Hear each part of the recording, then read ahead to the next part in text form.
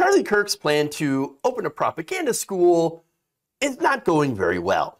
In fact, on Tuesday, the Washington Post reported that one of the major backers behind Kirk's America First online academy has decided to pull out. And there are, of course, reasons for that. Now, according to that report, a company in the early stages of realizing Kirk's vision was anticipating millions of dollars in revenue from Turning Point Academy, part of an effort to market K-12 curriculum to families seeking what they considered to be a America First education. America First education. What does that even mean? What is an America First education? I mean, look, I live in America, okay, and I went through K-12 education, and, you know, all these topics were very U.S.-centric. And so, I don't know. I mean, again, we went through U.S. history, U.S. government. We learned all about that in high school. Very, very U.S.-centric. By the way, I mean, there are things that obviously they didn't teach you in high school. They glossed over a lot about the realities of U.S. history. And so there was stuff that wasn't in there. For example, Tulsa Massacre, Black Wall Street, racist laws against Chinese immigrants after, you know, they helped build the continental or transcontinental railroads.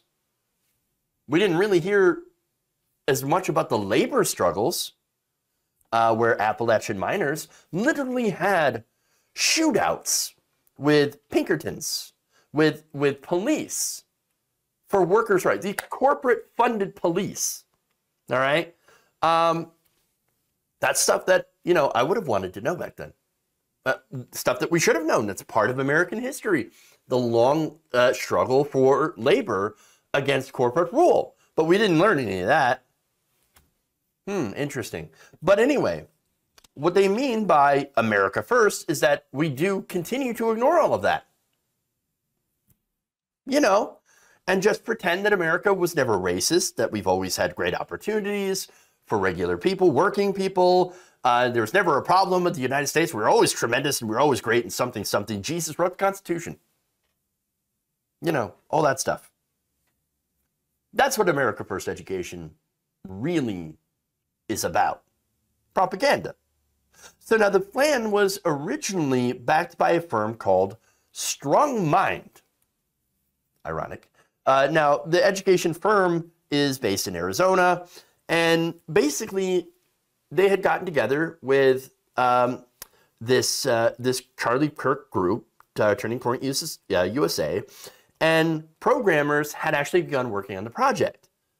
In fact, they had plans to open the online academy by the fall of 2020 and assessed that its potential was to generate over $40 million in gross revenue at full capacity, which they, you know, basically guessed would be around 10,000 or so students. Oh, all right. Well, now, notice how the main issue here is, well, it's going to generate a lot of money. Well, it's going to generate a lot of money pushing lies and propaganda. Because, you know, that propaganda ain't free. I mean, come on, right? But no, here's the thing. There was some contention here. Now, that contention being, oh, they found out that this was related to Charlie Kirk. Now, the firm's plans, according to the Post, disintegrated last week amid a Washington Post investigation and backlash from strong-minded employees concerned about the prospect of Turning Point-directed lesson plans. Interesting. A key subcontractor tapped to prepare course material also backed out after learning that Kirk's group was the ultimate client. Now, according to the report, one of the sources of conflict in the deal was that strong-minded employees were asked to alter their own coursework to be suitable for projects with Charlie Kirk. So, as an example, they gave the company manager said Turning Point might have problems with the lesson plan using a speech by a Republican president to highlight propaganda techniques, according to people familiar with the comments. Oh, would you look at that? I mean, why would they be looking at Republicans for propaganda techniques? Well, that's because that's what they do. That's literally what they do. Yes, they look to right-wingers because right-wingers love to disseminate propaganda, at least in this country, right? And I'm not saying that, there hasn't been any ostensibly left governments in the world. And you can look at, of course, China, you can look at the Soviet Union, whatever. They'd had their own version of propaganda as well. So again, let's be totally honest and fair about that. But that said, propaganda by people in power, usually they use that propaganda to try to stay in power. And so here's Charlie Kirk trying to push this propaganda onto kids, K through 12. And so now, if you're concerned, by the way, if they were concerned about Charlie Kirk, being mad about Republican presidents pushing propaganda or using that as an example of propaganda, well, then wait till you hear what Charlie Kirk's thoughts are on the transgender cyborgs that are coming. Yes, the trans cyborgs. They're going to give us an exoskeleton. Wait, that sounds awesome. I'll take robot arms or an exoskeleton. That'd be sweet. But no, apparently that's part of the trans agenda, according to Charlie Kirk. But anyway, there's other things that Charlie Kirk has also said. Things that he said about black people or COVID-19. COVID-19 literally killed Charlie Kirk's mentor. I mean, just go look at his show. Look at his record.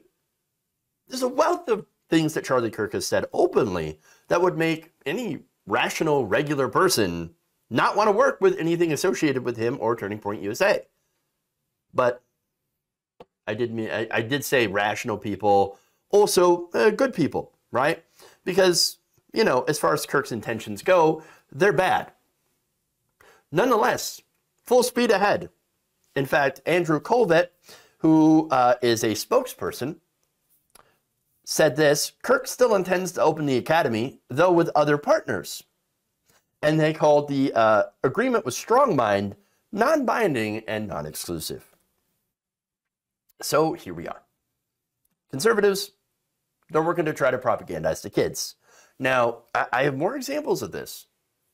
And this has been popping up more and more often. Matt Walsh has a kid's book. Matt Walsh. Ben Shapiro. I'm showing you a video of him giving political talks in classes about how, Joe Biden's terrible and taxes are theft. Charlie Kirk is trying to operate a private school for K through 12. And conservative activists are getting books banned in school libraries while claiming that there are litter boxes in the classrooms, or I'm sorry, not classrooms, but in the bathrooms for the students that identify as cats. No, none of that's true. None of that's true. None of the stuff that they're claiming is true. But understand what they're doing. Conservatives have realized that they have lost the current generations. Millennials and Gen Z, they're lost to them. Why? Because, well, Generation Z and millennials are progressive. They don't believe in the lies. They can look up. They don't believe in the propaganda. And so now the right wing is trying to get in there early, get to the students, get to the kids, and fill them full of lies in order to win the culture wars for the future. They've already thought that far ahead. And they're destroying our education system. They're vilifying the teachers. They're trying to put body cameras on the teachers so that, people can watch them and make sure they're not teaching critical race theory. Or, they're going after institutions of learning, colleges. They're trying to fire professors for having teaching about factual information. They're trying to ban people from teaching evolution in class, teachers, and to get people to sue them for $10,000 for each occurrence. Hey, if you offend my deeply held values by teaching about facts and evolution, well, I can have my parents sue you. That's insidious. And what they're doing is that they are setting up their own system of political correctness. And that's what they're doing. They don't care about being factually correct because they're not. They're setting up political correctness. They're saying, if you don't believe what I believe, then I'm going to shut you down. We're going to fine you. That's what's going on here. And unfortunately, they seem to be winning the messaging war.